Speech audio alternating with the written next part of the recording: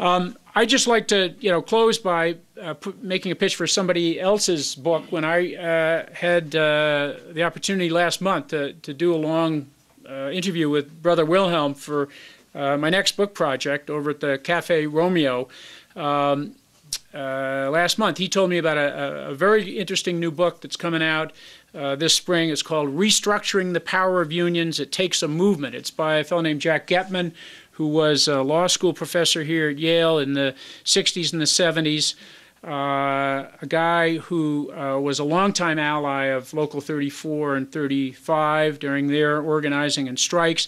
And this book is a very, very interesting examination of these questions. Terrific history of the Yale union building process, a great portrait of Vince Cerebella, a leading figure in the union movement in New Haven back in the 60s and 70s. A mentor for John and many other people in HERE.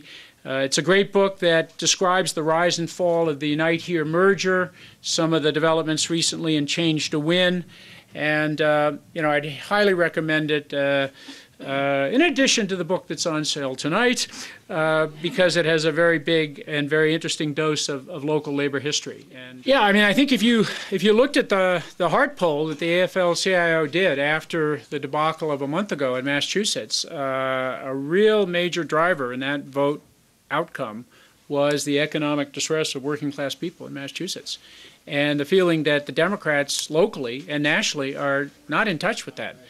If you thought the economy was still doing poorly, you were a Brown voter. If you thought it was doing better lately, you were a Coakley voter. In the 20% of households who'd lost a job holder in Massachusetts in the last year, the vote went to Brown 50 to 45%. There was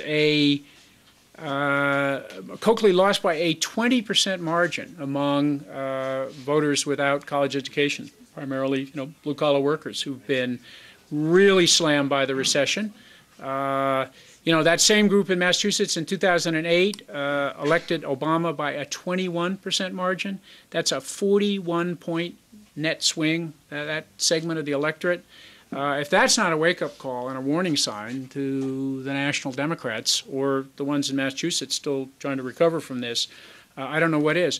Hal Meyerson, who's a progressive columnist for the Washington Post, the other day in the Washington Post said the first year of Barack Obama's presidency has been close to an unmitigated disaster for labor. And this is not a guy who's hypercritical of progressive Democrats. He points out that the unions invested a total of $300 million in 2008 electing these folks in the hopes of improving the conditions for our members and the 88% of the workforce that's unorganized. And the Democrats don't seem to appreciate the fact that when you alienate a significant part of your own base, there's a price to be paid for it. And there was a price paid in 1994 when the Republicans swept the Democrats out in the House and the Senate in response to Clinton's first 2 years, which included prioritizing things like NAFTA and GATT, putting healthcare reform on the back burner by just appointing a commission to study it. A lot of folks who had worked hard for Clinton in '92 sat home in '94, and we may be looking at a variation of that pattern of voter behavior this fall. Before we hear from Jennifer and then Pat, I mean, the statistics certainly stand out. 2009 had the lowest level of strike activity in 63 years, only 5 strikes involving more than 1,000 workers last year.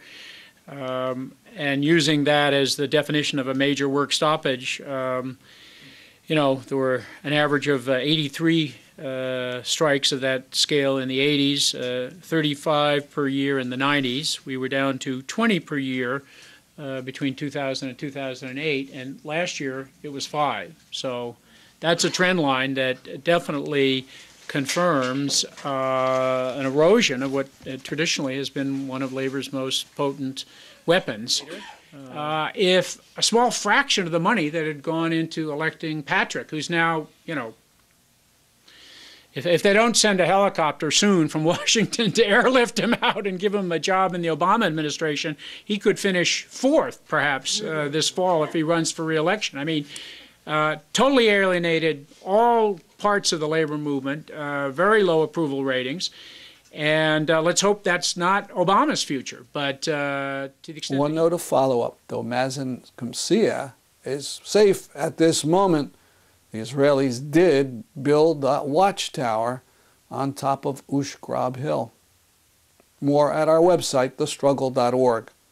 That's our program for today. See you next week at this time. I'm Stanley Heller, and this is The Struggle.